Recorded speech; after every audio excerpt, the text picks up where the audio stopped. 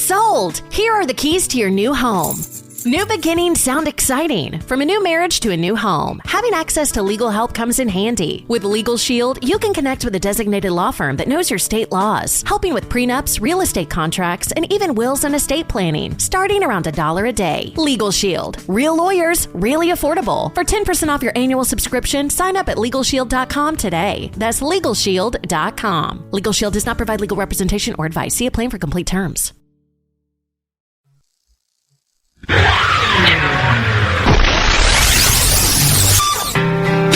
Welcome back to the Changing Earth podcast with author Sarah F. Hathaway and co-host Chen Gibson, blending survival fiction and fact to bring you entertaining education that will help you dream, survive, and thrive. And now, here's your host, Sarah F. Hathaway and Chen Gibson. Hello, and welcome back to the Changing Earth podcast. This is episode number 493. I think we're in season 18 or something. I don't know. It's been too many years. But I got Chin here with me. Hey, Chin, what's up? Hey, what's up, y'all? And I got Mike here with me. Hi, Mike. How are you? I can't wait to get into our interview. We're doing real good. Thanks for having me. Well, I'm excited to have you here. I'm one of those preparedness freaks that thinks you're just doing amazing things. So I can't wait to get into it. Before we dive in, a couple of announcements. Season 5 of the Changing Earth audio drama Part 2 just started dropping last week. These are some of my absolute favorite episodes, and the video is turning out really cool. So we'll have 4 episodes in this block. So get out there if you haven't been listening. You need to get caught up because stuff is getting wild. It's getting crazy, and you won't want to watch these episodes if you haven't got caught up yet. Chin, you know where we're at. You were like, what? Oh, my goodness. All Wild right. ride. Yeah. We also have Prepper Camp coming up. I'm going to be getting my book order in. We're getting excited. We're getting ramped up. It is just so close on the doorstep now because it's in August this year, guys. So keep in mind. We couldn't wait. My wife and I have been doing date day. She's been playing hooky for half a day. We've been running over there, seeing all the horse competitions. Place is awesome. It's such an awesome place. It's Hitting so up cool. a different restaurant every time. Oh, okay. Yeah, because there's like 3, right? 3 there? There's more than that. There's more than that? 5, 6. There's a bunch. Holy smokes. Yeah. Yeah, it's just really cool to have such a solid place to stay. Not that, we didn't always enjoy ourselves before, but excited to have that on the docket. So. Yep. All right, Mike. So let's get into it. No Changing Earth news today. Typically, we do a piece on the Changing Earth, what's happening over the past month on our planet. And we haven't, there's been some big disasters, but we haven't seen anything that's like really breaking the norm of what the seasons should be right now. Solar activity has been good. So we're going to jump right into the interview with Mike, and we're going to use up every bit of time that we can because I just have so much that I'm interested in. So, Mike, go ahead and introduce yourself, just a brief bio, where you've been, and we'll pick it up from there. Well, my name's Mike Toberer. I'm the president of Mountain Mule Packer Ranch. What we do is we're a training company for the military. That's how we got our mules out from California to here. And then, of course, we responded to Helene. And that's where our Mission Mules came in to play. And now we have a nonprofit called Mission Mules. And I've been packing. I'm 59 years old. I've been packing for a good 40 years now. And I come from California. We packed our permit area where the outfit I worked for was, our south boundary was the north boundary of Yosemite. To kind of give you an idea of where the range we were in there. And, I've been doing it for a long time. That's so cool. So when you were young, did you always what did that look up? What did that look like for you when you were When younger? I was young, I used to go into the backcountry and the immigrant wilderness with my dad and my cousin generally. And we would always do week-long trips, and we would just make big circles along through most of the immigrant wilderness, the basin down there and along the Huckleberry border. and that's where we spent most of our childhood, and that's how I got into it. We watch cattle for different ranchers up there, and I decided I wanted to be a packer because there's 2 pack outfits where we come from. And to me, as a kid, those were just the coolest guys ever. You're like doing a little heroism there. You're like, I think that you turn yourself into a bigger hero for sure, as far as it goes. I don't know about that. So you are a fellow refugee from California. Yeah, I don't say that to too many people. Right? Yeah, I hear you. Yeah, my family moved there in like the late 20s, early 30s, and it was a great state to grow up in, but it's so screwed up now that we got out in 2012 and came over by Fort Bragg to work with the military, and we figured we'd stick around here 3 years and then go back. And after watching, it seemed like it progressively got worse fast. So we decided to stay in North Carolina, and we really like North Carolina. We like the people here. The mountains are a little different. Actually, they're a lot different, a lot more bush in these mountains versus where we come from in Cali. Yeah. But, I miss my mountains. I got a little bit of family there, miss them, but I like it over here in the East. I think a lot better now. Yeah, I have to agree with you. It was beautiful country to live in. I lived right between Sacramento and Lake Tahoe up there, so it was like an hour and a half to the snow, a couple hours to the beach, and it was good country. But unfortunately, now just to watch what's going on out there, and this whole thing with their election, everything is just so corrupt. Yeah. And it really always has been in California. I just think that now it's just blatant. It is. They don't care. They don't care. They just do it. And taxing their people into a corner and then incentivizing people to be poor, basically. Right. The best kind of prisoner is one who doesn't know they are a prisoner. That's right. So how'd that work? So you had to bring all the mules out from Cali? Trailing them out?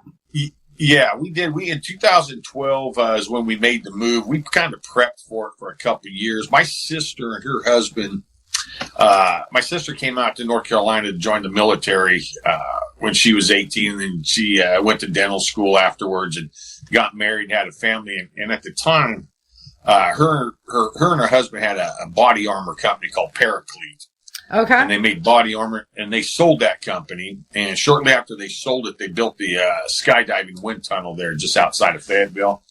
Okay. And that's when they asked us to come out, because we wanted to do training, but the way it was set up, the money for travel was such that it wasn't cost effective for them to send them out west to get mule packing training. Mm-hmm. And after looking into it for a couple of years, we decided that we just needed to bring our show to the schoolhouse there on Fort Bragg at the special war. So do you parachute your mules in? Just one time. I'm just joking. No, we don't parachute the mules in. Now, I've heard stories that during like World War II, they did that sort of thing. Wow. With horses? Like the survival rate was just, their legs. It's not something that I've ever witnessed or would ever think of doing. Out, yeah. Now we could fly mules around, and as long as they could offload the back of a plane or a Casa or something like that would work. But as far as dropping them out with parachutes, that's out of our scope. Yeah, that sounds crazy. So you told us how much growing up that you, were always involved in it. I've never really thought about horses in the grand preparedness scheme, but, there's a lot of care that goes into a horse. They're kind of prissy, right?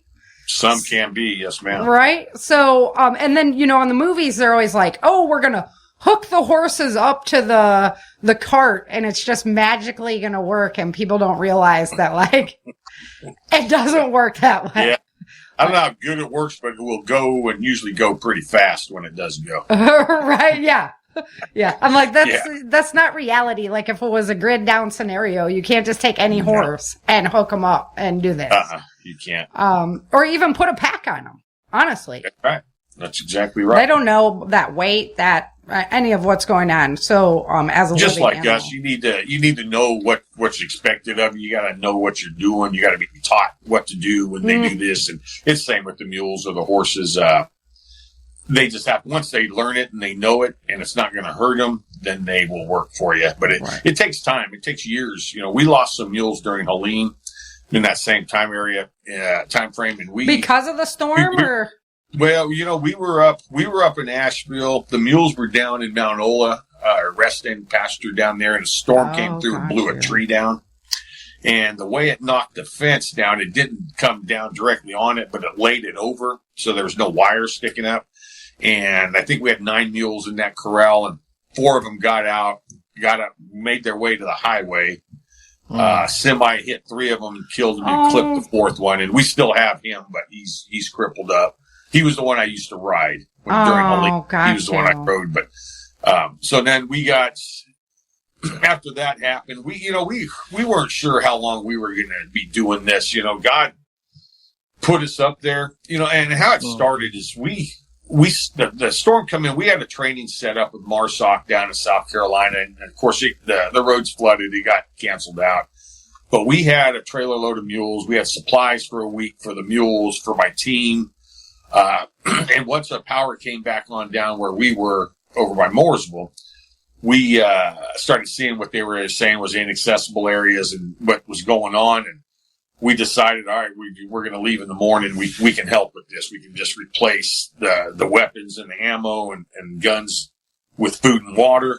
And that's what we'll do that for a few days, see how we can help out. So we headed up there and we just went. And like the first run was 11 days. We had to rest and replace, get different mules. And then but 5 months later, we were still taking supplies up there, not by mule, but by truck. So it wasn't just a quick in and out like we thought it was going to be. Mm-hmm. We can land in and then fill the void. We were trying to decide, how long do we do this? You know, because I worked for a couple ranches and I trained the military. And like those ranch jobs were going to go away here soon if I didn't get back to them. Right. My wife worked for an insurance company and she pretty much was going to lose her job. So we were just figuring, when's God going to tell us we've done what we needed to? And then we got those mules that got killed. And then we decided, okay, that's telling us, it basically cut my workforce down 30%. So now I'm down 4 mules actually. So I couldn't train the way I needed. So I needed to purchase mules, and we figured this is where we get off and go back to life, try to recoup our jobs and all that. And next day we got a call from Samaritan's Purse, and they had done airdrops for us in Roan Mountain and like Elk Park, North Carolina. Yeah, and that's how we met them. And they'd heard about what happened, and they basically said, "You need to keep going. We'll replace your mules and then some, but you need to continue what you're doing." That's amazing. And so so we never did get out. That was our sign, to go ahead and change our lives up, and that's amazing. What a hand, Hey, Mike, can I for a second? So I got the privilege of meeting you in person. You came to talk to our CERT group on a monthly meeting, and we actually had you had a video and stuff. Can you kind of describe like what your mule setup looks like, and like you had like a mule train, and just so the people get a kind of understanding of really what you did? Yeah. So, like if you're looking at that picture, there's 2 saddles. There's a pack saddle on the left and a riding saddle on the right. The pack saddle is designed to hang panniers on the side, which are the side boxes or bags. They can be hard or soft. And that's what all the supplies or whatever you're hauling goes into. And then what you'll do is you'll string those mules out. We were stringing them out 6 and 7 long in the beginning. And that changed pretty quick because when we started, we were up in Montreat in that subdivision. We were packing in insulin ice. And what Montreat is what 1 second after, right? Isn't that where that book was set? I think you're right. Yeah. The college was where the book 1 second after was set. So that's a little more prepper fiction in there. Yep. Yep. And so what we did is we got our orders. We had a call come in. Now you got to understand, we didn't really know where to go. We knew we were just going to go help, and we were reading. But once we posted it on our website, and my website for training special forces was small, 100, 150, 125 people, and once we started posting and going up there and working, we grew to like 200 and some thousand, like in a few days. Our Facebook page. And with that, what happened was we were starting to get a bunch of information, like I have family at this address, and this is what we know, it's what we don't know. So that's how we started getting our direction on where to go. And the first call was to go up to Montreat to take, people had their insulin, but they didn't have ice because they didn't have electricity. So they needed ice to keep it cool. Some needed both. And so what we did, we started up with those mule strings, 5 and 6 long. But what we found is when we got up in the subdivisions, we couldn't hardly get the mules turned around to come back down because the driveways and parking area was so small. So, and you were saying that like the roads were washed out, so like the mules and the roads were like collapsing underneath. Yeah, so they run in that situation. They ran drains and water lines, sewer lines right down the middle of the road. And water got under there, and it basically washed that out. So all the centers, and then pretty much all of them that we come across, were all collapsed in. So on each side of the road, on the shoulder part, is where there's a little enough tread there you could get the mules through, and then you'd have to cross over that asphalt every now and then, and just the sound was different. And that was a whole nother deal for those mules. They knew there was nothing under that asphalt, and then it would start to break out on us, and that's so. Then the mules are getting to where they don't want to walk on asphalt because it's going to collapse under them. And even if you could like run chainsaw crews, like cars and trucks and motor vehicles couldn't get through because you said the condition of the roads. Yeah, no, so the mules could actually find. Yeah, the mules. So we could move the chainsaws up there. It's fuels, everything they needed to do the handwork. But yeah, that's when we got there. That was the subdivision. That was the first part, and that wasn't bad. That was pretty easy because there wasn't a lot of deadfall because the roads were cleared, but they were just collapsed. The next day, we were out there on the backside of the water treatment plant in the subdivision that was cut off. And that was a different deal. There was debris everywhere, and we had some, because of our Facebook stuff, my wife started posting, we had some Green Berets from West Virginia. They drove down and met us the next day, and basically they ran chainsaws in front of us because what would happen is when a big hardwood tree would go down, usually on a situation like that, you'll go up and around or you'll go down and around and you'll get by, but in this situation with the storm, there was no up and around. There was no down and around. It was gone. So you had to go straight through it. And some of those logs were a couple feet in diameter. So what the chainsaw guys would do, they would come, and if they were under 3 foot around, they would drop it in like a 6-8 foot section and just let it hit the ground. And then my mule string could hop over that. And that's how we got in there. The side-by-sides couldn't quite go over the top of that, but how it just ended up working is we cut our way in there, we dropped supplies, did a wellness check, and then we moved on, and we kept track of it. And then the side-by-sides would come up behind us, and they would finish clearing it so they could get their rigs through. And then once they did that, then they're so much faster that we could continue hitting the places they couldn't access, and then they would come clean up behind us. And chainsaw crews, side-by-side crews, and my mules were probably the what would you call the formula for what we needed there. Didn't even think about that with the roadways going out and then how that would affect the animals, just not only in that scenario, but in the future. Sarah, because we were actually at prepper camp that year, and we were camping through Helene. We actually, Sarah was there as well.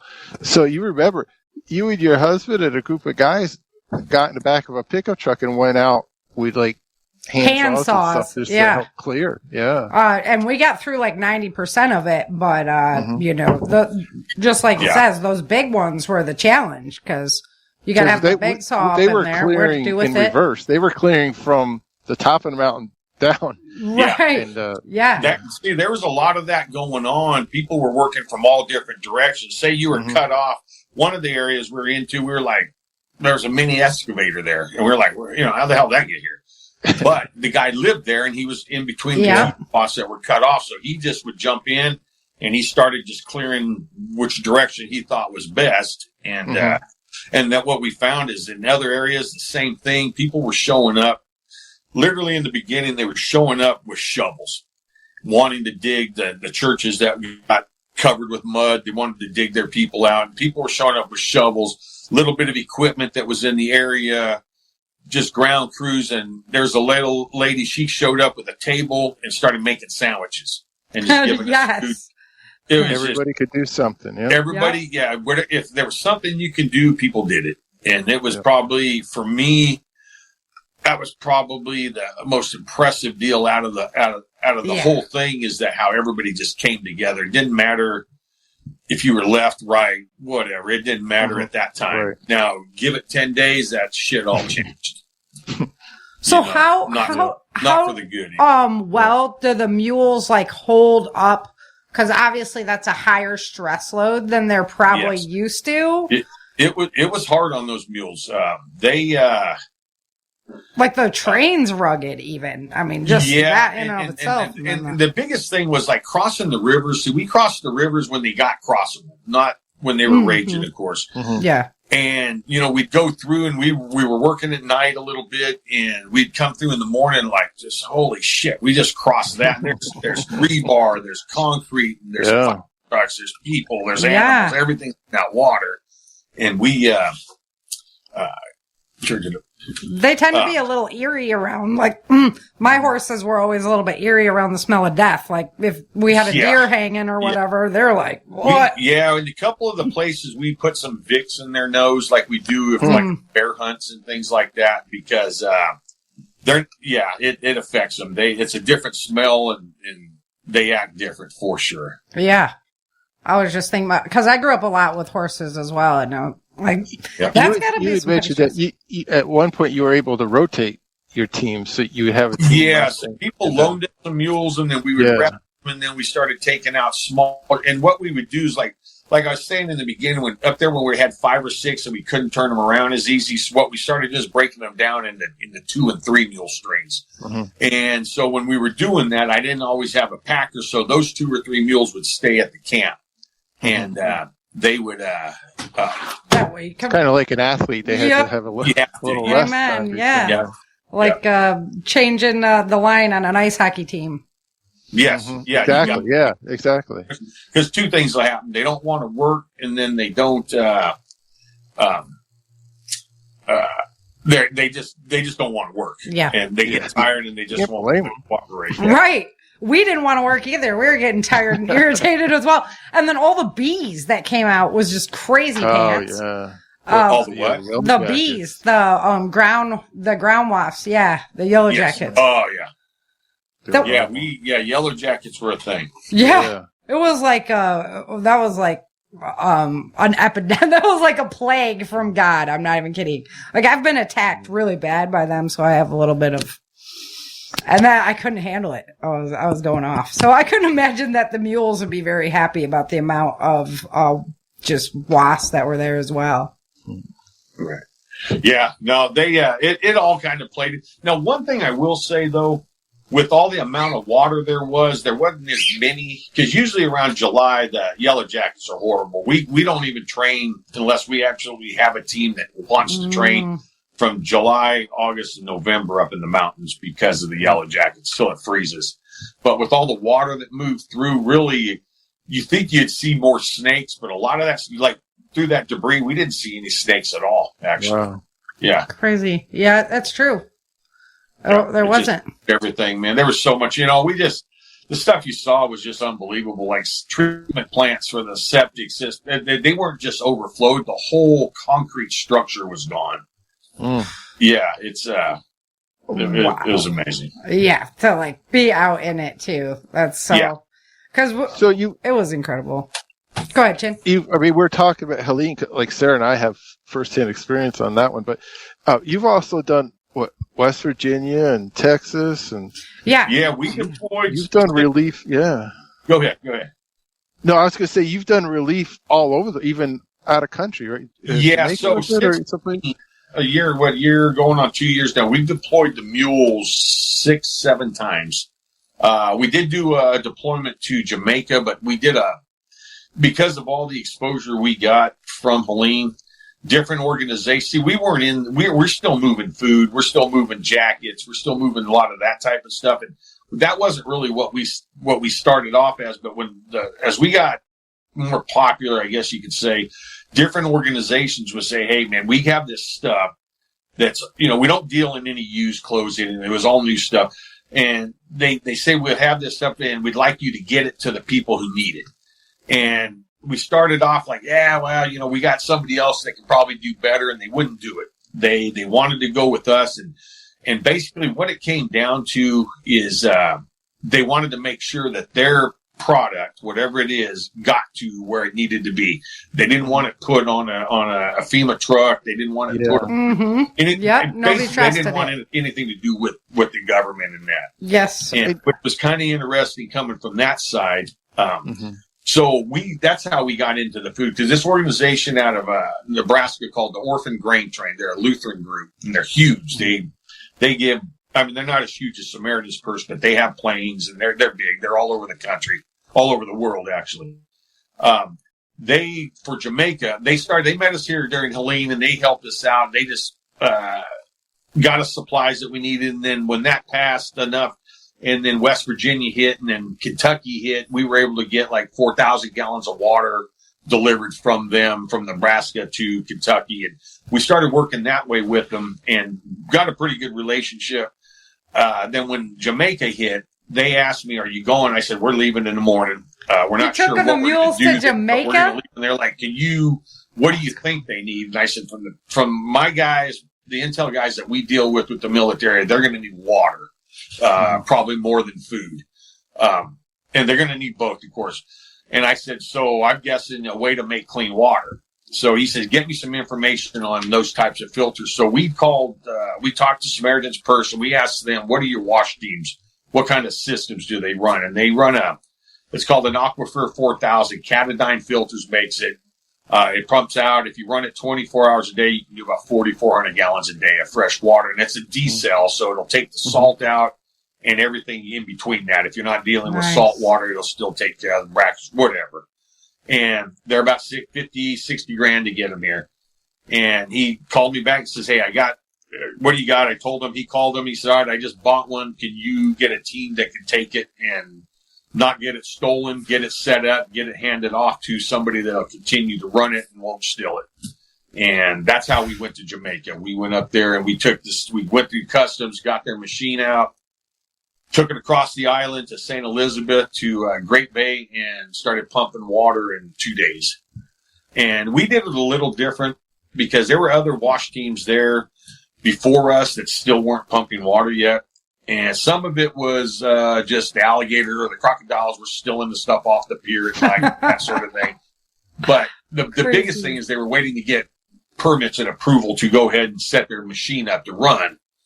And one thing that they told us, they said, we don't want you to wait for permits. You need to go there, set it up. And we did that. And the rep I had from Catadine's done this for 10 years in pretty much a lot of Caribbean countries. And he's saying what you do, you set it up, you start running, the water ministry will come by, they'll test your water. If it's good, they're going to let you keep pumping. They're not going to shut you down. So we went ahead and that was what we decided we were going to do. And sure enough, it worked just that way. We were pumping for 2 days. They showed up, checked it, and give us the thumbs up. And I think it's done now, but it pumped for probably 4 months after that. And it got moved to 2 different locations after that. I find it amazing that it's almost like the scammers are everywhere, right? And so for you to now, I got into this looking for the opportunity. Yeah, and for you to say like the government, like these companies pivot away from the government and ask you to do it because they know it'll get from point A to point B. Respect to you for making it happen. But how sad is that you can't even trust them. I'm starting to get a vibe. And I don't really know where I'm getting it from, but I feel like, and I don't know if it's just because we have new leadership now, but I feel like when in North Carolina, we were over by Elk Park, and I rolled in. We saw a lady. A house has been pushed off. It was an old house. It was set up on stones, and it was pushed off. The front windows were broke out. There were some kids, not kids, but younger people milling around trying to just see what was up. And there was an old lady in her 80s sitting on the front porch holding a little .22 rifle. And I came up and I said, ma'am, I got some stuff for you. And she says, let me ask you. She says, are you from FEMA? And then she says, are you from the government, period? And I said, no, we're not. I said, we are from over by Mooresville. I said, we're just some mule guys. And so she said, what do you got? And I told her. So I started dropping it. And I told her I had 150 pounds of just all miscellaneous stuff for you. We got 5 mules. We're going to make our round up this mountain. And she took about half of it. And she didn't want any more. And I told her, that's just a couple days. Nobody may not be back here for a week. Yeah. And she would not take it because she had kin on the other side of the mountain. And if she took too much, they wouldn't get what they needed. They had somebody else may need it more, right? And I'll tell you, back in those haulers like that, I've never really knew much about them, but they have their own order back there. Yeah. Mm-hmm. And the government's not really in their plan for anything. And they take care of their own. And what pretty much the consensus at pretty much every place I hit was just they took just what they needed. They wanted to be sure not to take too much. Amen. As it should be. Yeah. And, so I talked to her and I said, now what would happen if I'd have said, I'm from FEMA and I have $10,000 and I have a way to fix your house and I have a way to make your life whole again. She says, I would run you off. Get the step in. I said, really? Yeah. I said, after everything she says, for one, the government's not going to give me $10,000.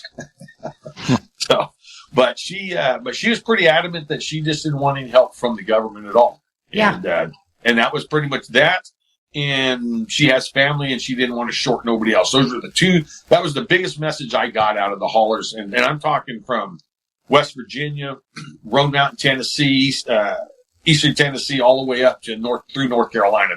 All the people back in the mountains acted and said the same things. I've talked. Was that the same lady that you kind of befriended? There was one. There was one older lady that you kind of went back and forth a couple times to visit. Yeah. Now she was a cool lady. Now that was up there by that was in Roan Mountain, just above Roan Mountain, Tennessee, on Walnut Road there. Oh, okay. Mm-hmm. And we come into her place, and it's just devastated, man. And we get up to her house, and she's inside. We see her. We're talking to her through the window because a tree had blocked her door, so she couldn't get out. So we cut the tree out. And she asked me, what are you doing with mules in my yard? And I said, well, we had that big storm. And she says, I know we had a big storm. She said, but what are you doing? I said, well, we're checking on everybody and bringing supplies for you. And you're the last one on the power grid out here. So you're our last stop. So all this is for you.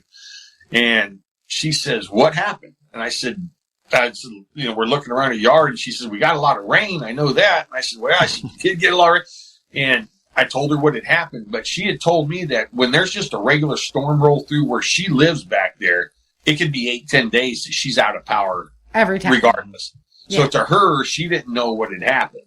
And then I showed her some pictures and told her kind of what the amounts were. And then she came to the conclusion that they had 10 inches before the storm actually hit.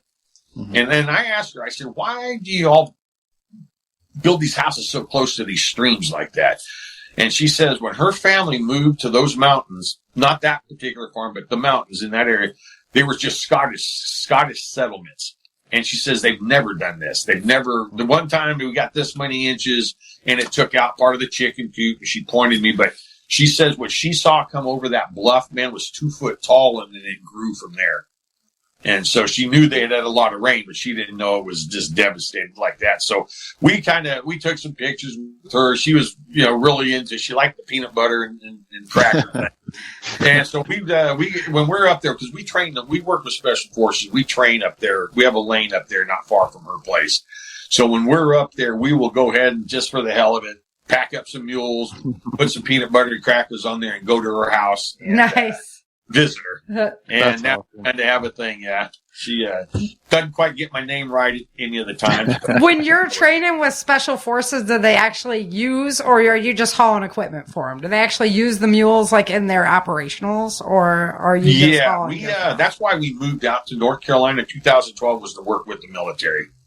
We started working off Fort Bragg. We did some work with 82nd. We do a lot with 3rd Group off of Bragg.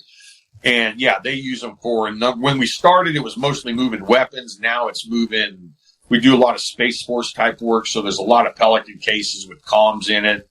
Okay. We do a lot of mountain teams, comm teams, and it worked Would out they good literally for us like, parts off. would they literally like send the mules as like a supply team when the guys are out on operation? Combat logistics battalions use them the most. Okay. Because say you got a team embedded, they're 50% low, running down, they're 50% depleted. They'll call in and they need this, and this delivered. These guys figure out whether it's helicopter, mules, side by sides, on their back, whatever. They figure out how to get it to them. But yeah, it's they're used more than you realize. You know, we got into it during Afghanistan, and that was kind of real popular. They rode some horses and all that. That was cool, but most of these countries, they run on pack animals, right? Whether it be a mule, donkey, horse, camel, llama, whatever, goat. The commerce runs on their back through those mountains. The trucks don't go, especially when weather or war prohibits it, you know. That's interesting. I never even thought about like the logistical usefulness of still having like an animal like that. Yeah, we do a lot of work with helicopters and door bundles, just because like a lot of times you can drop this stuff right at the edge of the trees. If you start dropping them into the trees, unless you know exactly where you're dropping, a lot of times you'll just hang up in the trees and they won't even try to drop it. Got you. So they'll drop at the edge, we'll rendezvous with them, and then we'll take the equipment into where it needs to go through the trail systems, or we'll cut bush or whatever it takes. Yeah. That makes sense, kind though. of a joint effort. Yeah, because you're taking the pressure off the animal by giving them the least amount of time they have to carry all that gear and everything. Yeah, and plus just the you may send a team, you may send a string out 5 days ahead of time to make their way to that coordinates, and then the helicopter will come drop and then get out of there, and then that way, then the mules can take it in. You know, they still are working hard getting there, but they're empty a lot of times getting up there to a door bundle. Now, there are cases where they've got to haul a load up, drop it off, and then come back and meet the helicopter and get that gear and then take it in. And do it all over again. That's very... It's just like, it's logistics, just like Amazon or UPS or that. Like the semis go out to distribution, and then the last mile is like the guy's car. Yeah. It's contracted. Yeah, man, the guy's got to carry it up your mile-long driveway. Yeah. So that's kind of what your mules are. So and that works too. You know, when we were in Burnsville, we were in Pensacola there in the little valley outside of Burnsville. And we'd been there 7 days working, and we came out of the mountains and we went to a command center. Just Pensacola, North Carolina, right? Yeah. That's not the Florida. And that's just out of Burnsville. Our command center was up in Burnsville. We went up there to just get some orders, and they said, "Hey, man, we got the 82nd Airborne down there trying to distribute supplies. You know, can you help them? Do you think you would help?" And I said, "Yeah." I said, "We could work good together." So we get down in there, and those guys, we would fill up 120-pound packs for them. And what we would do is what would hurt us is we would be rolling along with a string of mules or two mules at a time, different guys. We'd come to a driveway, and then so up that driveway, a half a mile, 3/4 miles is where the house was. So you'd have to make your way, and that's usually what was rutted out, is their driveways. And you would get up there, try to work your way up there, and it just took forever. You know, and then you'd have to work your way back down, then go to the next one. So in a day, you may hit 5 or 6 houses, one guy, and then the other guy might hit 5 or 6 houses. With the 82nd there, what they did is they dropped their guys at every driveway, and then we dropped the supplies at the end of the driveway. Some of it was by mule, some of it was by their, I don't know what the vehicle was called, but they had some vehicles that could make it to some of these driveways. And basically they said, "We can give you a mile. You give us 120 pounds, we'll take it a mile, uphill, downhill, up a rope, whatever. But that's what we can do." So we dropped that at the end of the driveway, and we cleared that whole valley in like 7 hours because we had 150 guys packing almost as much as a damn mule. up these mountains. No Yeah. kidding, man. These guys are just, they're beasts. Monsters. And it's not just the 82nd. All the soft guys that we deal with are just badass. Yeah. I mean, just in a way, a different kind of badass than what we normally would think is. You know, Right. they can overcome mentally. It's like they tell me, you know, your body, your mind's a lot stronger than your body, but it convinces your body to be strong. Yeah. And Or that's the it. other way. Yep. And so I wish, so now our whole thing now is we're trying to get training set up with local services, because if we would have had one or two guys that could have just led a mule up and hit 2 houses for us, we could have sped everything up immensely. And that's what we treat when we train the military. We teach them to handle 1 mule, 2 mules by themselves, and to take care of them and to go do jobs. That would have applied. That the overlap was just incredible once we got sat back and looked at it. It's like what we've trained these military guys to do for the last since 2012 is exactly prepared us exactly for what we did during Helene. And then from Helene, we went to West Virginia twice. We went to Kentucky. After that, we went to Maryland. This is all within just a few months. And then, of course, we went out to Texas, and that was a whole different deal there. It was every bit horrific, but it was all concentrated along the river for the most part. That was the one where that camp got washed out? Yeah. That's where we started. Kids? Yeah. Right there, just down below Mystic. And that's where they started us, and we worked the rocks up there. And basically what we did there is we took chainsaws, fuel, water down to the crews that were doing recovery. The search and rescue. Yeah. I was wondering about that. That makes sense. And then, so we're there. So that went on for about 3-4 days. And then we were like, the mule work was pretty much done. That really, you know, there was some stuff we could do, but it wasn't the first strike type stuff. And so what we decided is that we were waiting. Nobody had dogs. We were waiting for dogs to show up. So we went ahead and we have a bunch of our mules that you can ride also. So we started putting people that we knew on mules. And we started doing recovery with the mules. Yeah. And that's when we decided we need to expand how we do this. So the mules are good for up to a point, but we have an asset with these mules that can cover ground on foot like a horse. We need to have guys on with the drones, with the micro drones, with the comms, everything they need to report back where they've been, what they see, and what's there. Because in Texas, if you found body, you didn't touch it. You had to call law enforcement and then go through those channels. Right. So, but still, that's neat because the mule can like get into an area where most, cover ground faster at least than a human. Yeah. And then they have little drones and stuff that the riders using to expand their perimeter. That's how that worked is you would take and you'd roll through, like we had a lot of cedar that was down. So we were literally, we had some guys, and these guys were Marine Raiders that happened to live in Texas. We had a federal marshal from Georgia that was friends with them. They served together, that sort of thing. And they linked up with us in Sandy Creek over by Leander and started chainsawing through the cedars for us. And basically then what our orders were, see how it worked there is you'd bring a dog out, you'd search these piles, because the debris piles would build up, and that's where everything would collect on these turns. Right. So the dog would mark it if they, you'd get a lot of different sets out of there, but if it was a body, they would mark it, and then they'd bring a second dog out. He would mark it, and if he marked it, then they would bring in the equipment and start taking out layer by layer. They were very delicate when they exhumed people out of that brush. They didn't just pull shit off. They were, and it was specialized teams that did that. Dignity was what they thought about the most. That's what was important to them is that they give these That's bodies Texas for you. That's the dignity Texas that they deserve. The children. And so while we were waiting for dogs, we actually would go out, and when the wind was right, you would pick up the scent. And I don't know how accurate we were, but our orders were to just, if you smell it, mark it. No matter what it is, if anything dead's in there, you mark it. And then they'll bring a dog out, and then they'll bring a second dog once they get there. And so we did that for about 6 days straight till FEMA got there, and then dogs started showing up. More dogs. There were some dogs there, but not where we were working. Right, and not enough. The mules actually. We want to look into this a little more because we know there's scent tracking horses and that sort of thing that these different people are playing around with.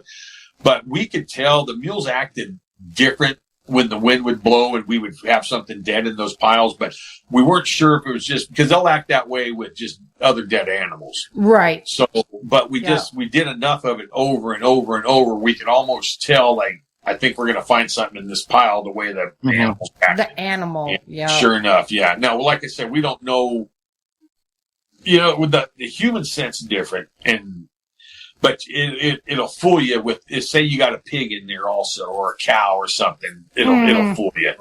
And I'll tell you, I didn't sign on for that type of work. But it was kind of one of those deals you have to do it. You're there, you have the resources, and it's just, and the why family did you needs show up you if you're not going to do it. The families need you. I would have much rather done 1,000 other things than doing recovery, but you just get through it. Yeah. Amen to that.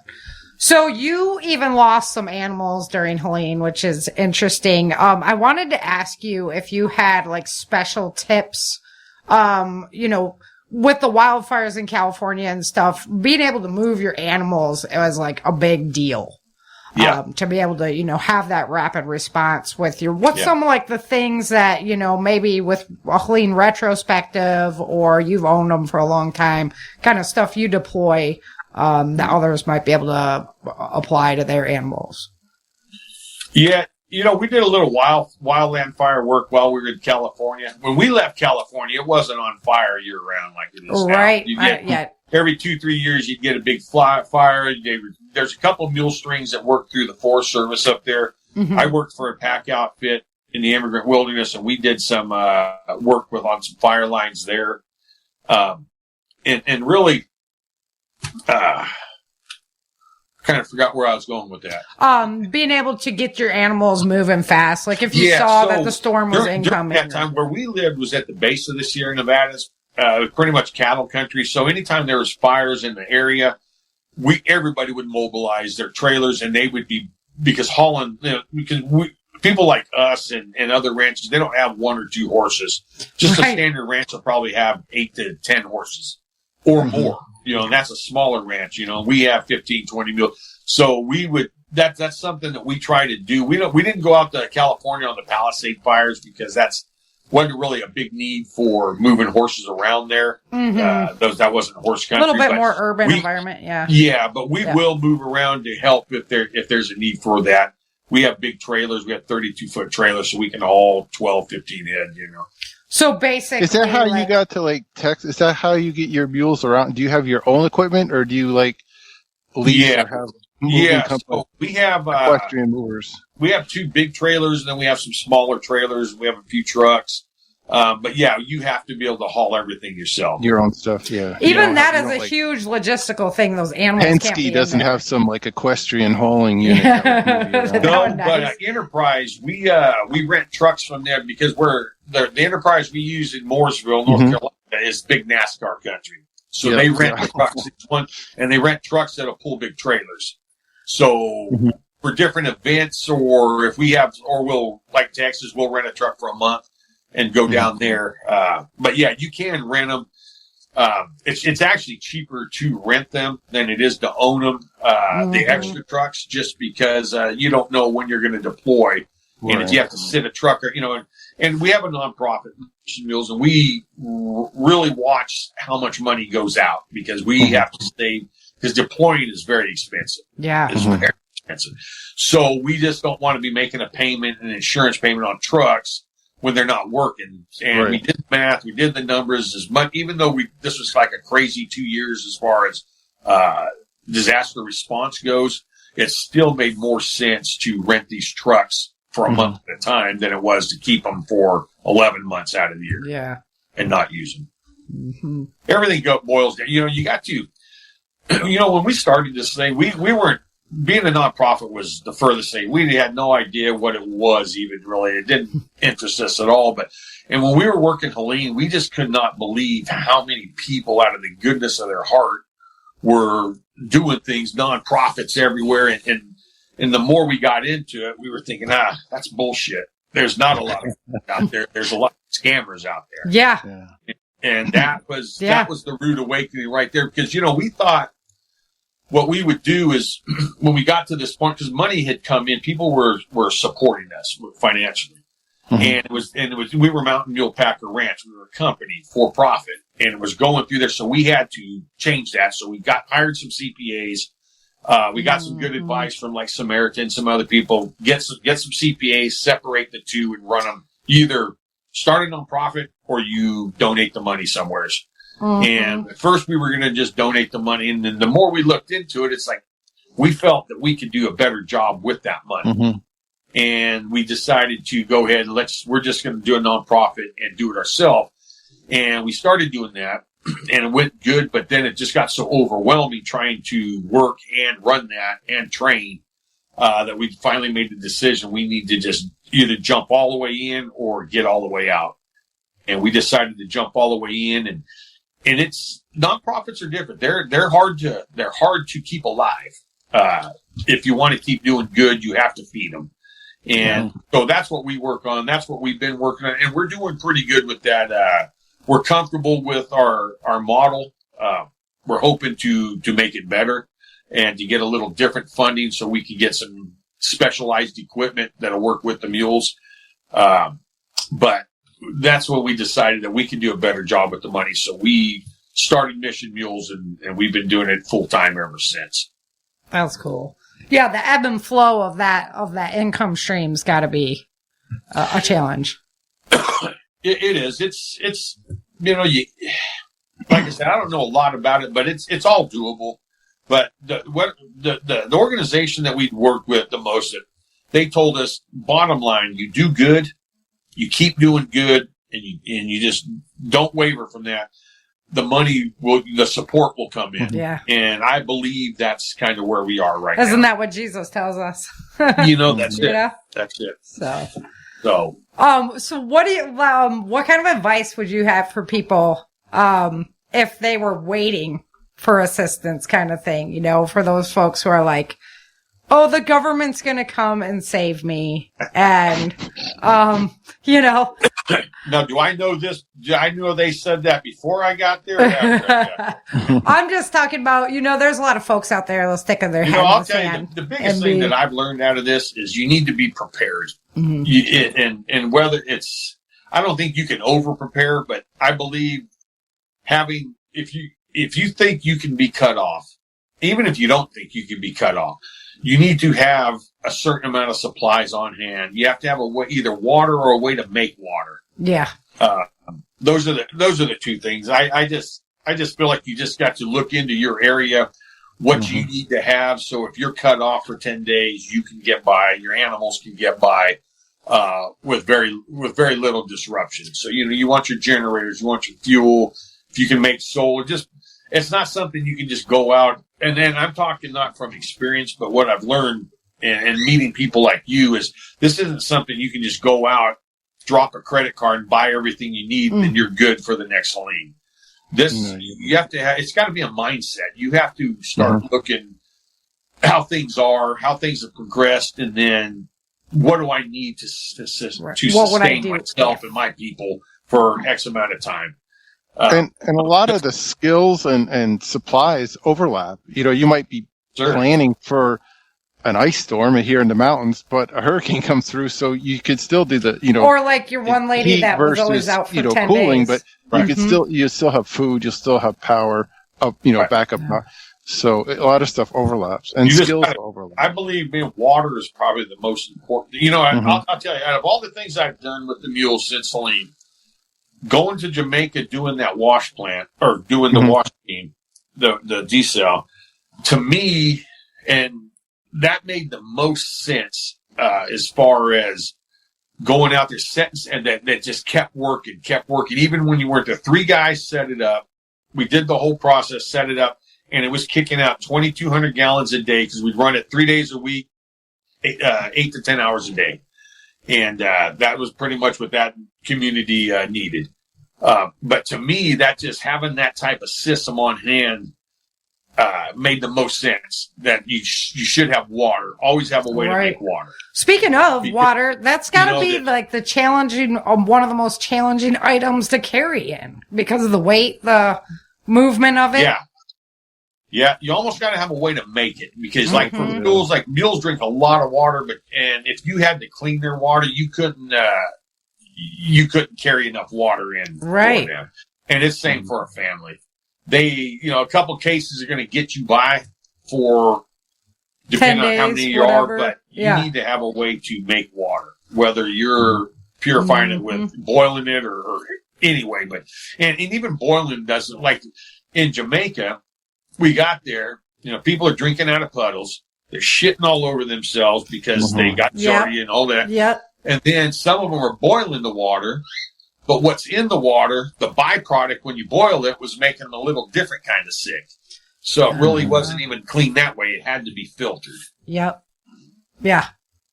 Or distilled. Distilled's the one I found. Right. That works too. Yeah. Yep. That's one I found that works the most. Expert on it, but I saw what I saw. Yeah, that's why I like the hands-on. Because in Jamaica, I don't know if they like us or don't like us. But my feeling was if we weren't there helping, they really didn't want us there. Right. And we had a raider doing security for us. They tried to steal our shit 2 different times in one day. Oh gosh! By the time we left customs, we had to go fuel up. 250 people at this gas station, 2 pumps working or whatever, something crazy like that. And the guys just going pump to pump trying to steal shit. So we had to deal with that. And then we got out of there late at night, had to go across the island. They tried to steal our shit again. Once we got there, we didn't really feel welcome until we started making fresh water. And then we were in there, we felt comfortable. We felt safe, but up until then, they just wanted to see, it was hard because they had nothing, man. You're going down the road, there's lined with people, the huts are all gone. They're trying to make something to eat, drink. So I understand trying to rob these trucks as they come through, but it didn't make it any less terrifying for me. Right. Not gonna lie. And that's why I always try to tell people like that, you as an individual need to have that certain amount of preparedness because they're not coming for you. They're going to come to try and make water for everybody or get like big infrastructure back online. Not you on doing your thing. They don't care. That's just, they don't have time to care, honestly. Even if they were like best hearted people, they just don't, I'm sure you are, but you couldn't sit there and help everybody along the way or else you'd never get to the point where you could go and help everybody. Yeah, you could. Right. Yeah, that's really neat. That you're doing some incredible stuff, and I'm glad that the Lord put you back on your track there. The biggest thing for us for Mountain Mule Packers, my business has increased with the military because of the storm, which that's all in God's hand. Because if He wouldn't have done that, I wouldn't be able to do this full time. Right. The response full time. But like for us, we need quality volunteers. Prior militaries always seems to work the best. And we just need to keep our funding coming through on a steady basis. And that's really, if you can get those 2 things, you can do a lot of good. That's what's going to be my next question. I saw on your website, Mike, you have spots for aid donations and how to get, you have like a Amazon wish list kind of thing. And you also have spots for like volunteers and signing up there. So there's a lot, if we go to your website, there's a lot of places we can go to find out how each person can help. Is the lady setting up a table, making sandwiches, or is it somebody, humping in, backpacks, whatever? Right. Yeah. No, missionmules.org. That's, all that information's right there. Yeah. I will put that in there. And every bit helps. We would, like when we come back from a deployment, we'll have volunteers here to help us get the trucks unloaded, get the mules taken care of. Just because our guys are smoked, because we're a small outfit. So when we go, we maybe have 4 or 5 guys in the trucks, and then we link up with people when we're there. But, like to Texas, that's a huge drive. Yeah. That sort of you thing. Drive all the way out there to go and work.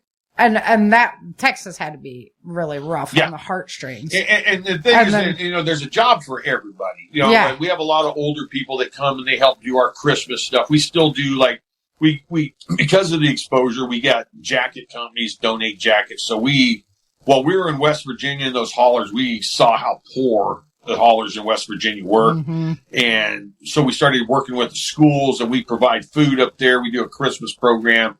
And I think for the one district, we did like 400 or 500 jackets this year for them. So we're cool. constantly doing that. So we have roles for people to help us with packaging, sorting through, like getting the orders to go out as they come in. And that's where that wish list comes in. When we have a need, we'll put that wish list out there. Like, we're looking to get this many jackets for this school district in West Virginia. And then so people will do that. And then as they come in, the volunteers will process that, get them categorized so we can ship them or haul them up there on our That trucks. is phenomenal. So now it's not just about the mules, and it's not just about the rescue. Now you're actually expanded out into the community that's helping the community. Yes. Yeah. And if there's other groups, small like us, that are helping and doing good help, we help with them, not always with money, but Right. we'll put some of our resources to help them.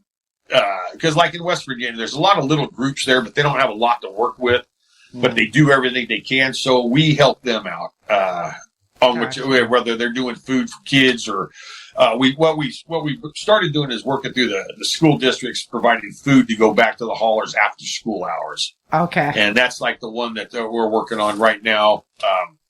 Water, we have a company that donated a bunch of 1,000-gallon, tanks for collecting rainwater. So we're helping some of those people get their rainwater set up, where they can collect off the roofs and that sort of thing, rather than That's cool. pull it out of the ground. Because the cold country, the water's so screwed up there, it's not drinkable. I mean, Right. it's brown. I mean, I saw it with my own eyes, man. It's something. And that's all. So we just try to do all any opportunities that come into us because of our exposure that we can pass along. We try to do it. We try to hand the programs off to like somebody else. So because running food, because we were running for a while there, a 40-foot container of food, like literally 60 grand worth of food every 50 days. That's a lot of distribution, a lot of handling, a product that we really weren't set up to do. So we'll try to hand that off to like some churches or something in that area. And then these organizations will just ship that food directly to them. That's amazing. So you're kind of working as now a networker as well to connect a little bit, all the different ends. And mostly just so we can focus on what we do, because our whole mission, like, and we implemented it the first time in last February in West Virginia. You know, what we always found is that, man, everybody's getting there too late as far as we were concerned. They were getting there as soon as they could, but like, if you know something's coming, and we tested this out last February. We went up to West Virginia the day before the storm hit. They put us up at the Armory downtown in Welsh there, and then the storm passed the next morning or the next afternoon. As soon as it cleared enough, they sent the snow trucks out. They plowed the roads, and they got us to the 3 haulers that we needed. So our whole goal is to try to. We have what's called the discovery teams now. And they're mostly Marine Raiders, a lot of Special Forces guys on these teams. But their job is we're seeing something come in to get out there or to get as close to it as they can until it passes. So they're on the ground hours after the event. Gotcha. That's our mission. And we're going to get bid. I know sometimes you're going to probably deploy out, and then it's going to turn out to not really be what it was supposed to. So it's not a wasted trip, but you don't activate after that. You come back. And I know we're going to deal with that, but I think the fact that if you can get there and hit one right, the amount of work and good you can do will supersede the inconvenience of going there and not actually working. And it takes a lot to mobilize your setup. I mean, I don't think people really understand how hard it is to transport a horse or a mule across the country. Yeah. Transport 15 of them. Yeah, right. You don't just... So we're running a 32-foot trailer, a 28-foot trailer, a 16-foot box trailer, and a flatbed trailer. And you can't just drive straight through. What's that? You can't just drive straight through. No, you can't, because not all volunteers drive like we drive. So you have you can't go over 10 hours. Yeah. And then you got to shut down for the night and then go again. So now we're good because of all the exposure to people. Once they know we're on the move, they'll start offering up places to stay on the way. That's cool. which is awesome because the big horse ranch, we can just roll in. They have a corral. We can kick our stock out. We'll sleep in the barn or whatever. They'll feed us generally. If not, we cook. And then we get back. They make it real easy on us to not lose time loading and unloading. How good. You know what? That is just, I'm so glad you came on the show today because that is just like, so it just lets you know the backbone of America is still that's there. it. I believe that is the backbone of America. Mm-hmm. Yep. Yep. It's still mobilized. It's still there. And every place that we've stopped and laid over where we had to, like Louisiana, when we're going to Texas, they prayed with us, they fed us, and they made sure our animals were taken care of. Man. Doing what we do, you can't ask for any more than that. That is awesome. Well, I am definitely going to make sure that everybody gets a hold of this episode. We get your message out as wide as we can.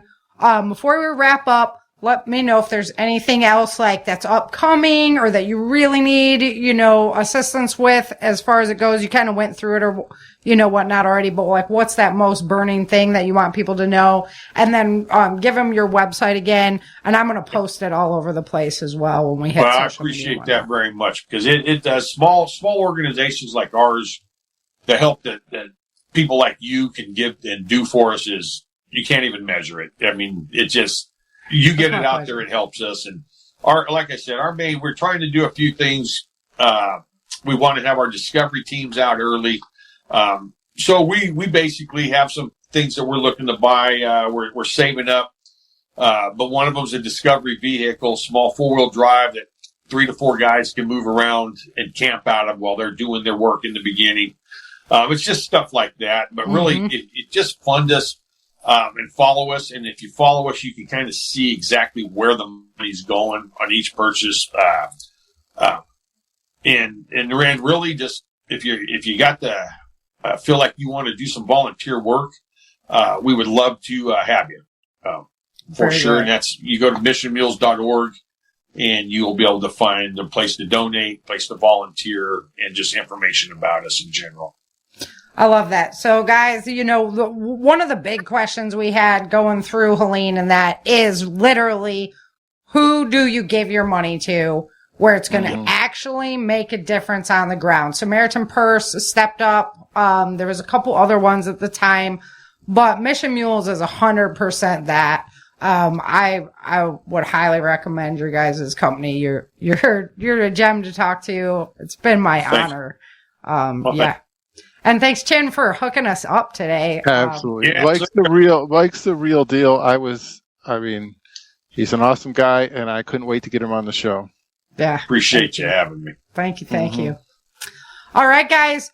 Keep in mind, we've got the drop of the audio drama going on. Sign up for Prepper Camp. We're trying to get Mike out there, just so y'all know. But he's a busy guy. And thanks so much, Mike, again, for coming on the show. Yes, ma'am. All right. Until next time, remember, dream, survive, thrive. Yes, ma'am. Thank you for listening to the Changing Earth podcast. Please take a moment to subscribe, and leave a comment or a review. Help make the Changing Earth world go around by purchasing the Changing Earth novel series at Amazon.com or get your signed copies at ChangingEarthSeries.com. Get your Changing Earth gear and become a paid subscriber for extra goodies at ChangingEarthSeries.com.